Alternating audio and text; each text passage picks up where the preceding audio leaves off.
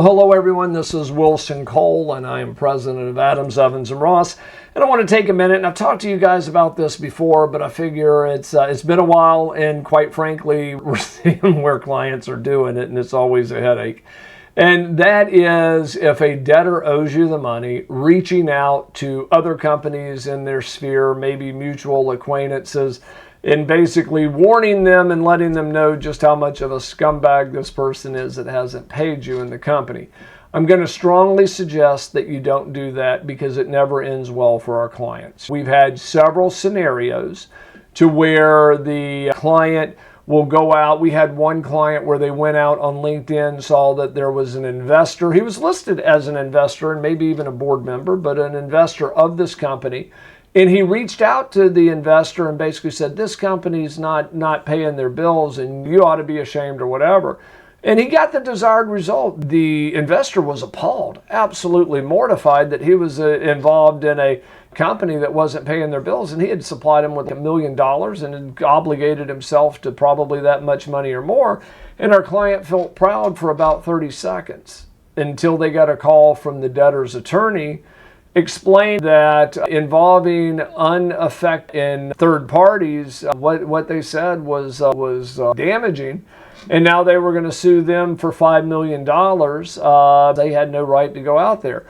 Never a good idea. Our client was owed $25,000. It was very clear they were owed $25,000. Has it run through collections? We hopefully would have gotten it collected, but if we had to sue it, have it sued by one of our forwarding attorneys, there's no doubt in my mind that stood a pretty good shot of getting a judgment and getting it paid. But what the client did was now over issue or give the debtors an issue to where if we filed suit, they were going to instantly file that countersuit for $5 million and turn our client's life into a living nightmare. And we have had situations to where it just didn't push the client off from moving forward with suit. Our client actually got sued. And so the litmus test that I want you to utilize is, who do I need to talk to about the debt?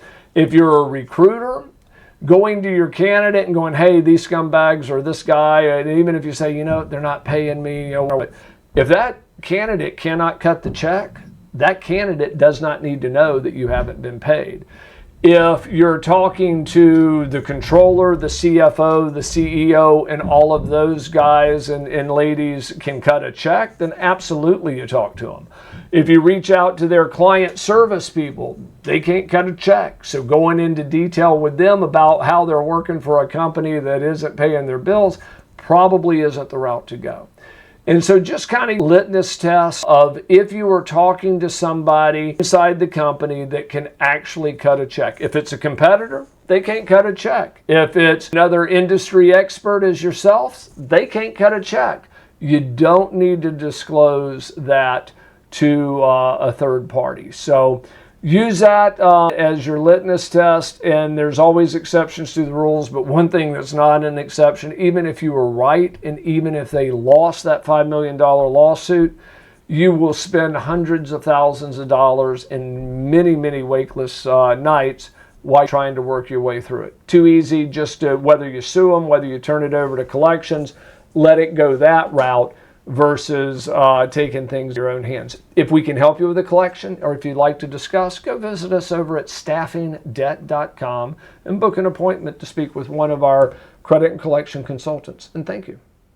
Hey guys, it's Wilson again, and this video was brought to you by Adams, Evans & Ross. And if you like the video, please make sure that you click on the subscribe button and also like the video. If you have any questions or comments, please leave those below as well. If you'd like to learn more about our company, please visit our website at staffingdebt.com. And also remember, if there's no collection, there's absolutely no cost at all.